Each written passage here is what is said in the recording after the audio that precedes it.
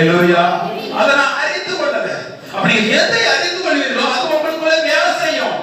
உங்க வாயில நீங்க எதை கேட்டுக்கொண்டே இருக்கிறீங்களோ அது உங்க வாயில வெளிப்பட ஆரம்பிக்கும். அது உங்க இதயத்தை நிரப்ப ஆரம்பிக்கும். அது மரண வார்த்தையா இருக்கலாம், ஜீவ வார்த்தையா இருக்கலாம். அறிந்து கொள்வது கர்த்தர் உங்க மேல தான் தந்திருக்கிறார். மரண வார்த்தையை நீங்க ஏற்றுக்கொள்கிறீங்களா? அதுதான் உங்களுக்குள்ள செயல்படும்.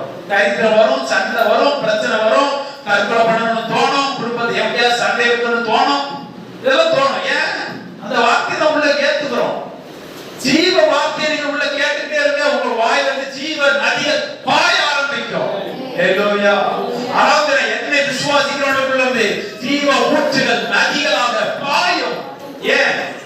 அவரை விசுவாசிக்கிறார் என்றால் அவர் சொன்ன வார்த்தையை விசுவாசிக்க ஆரம்பிப்பார். அந்த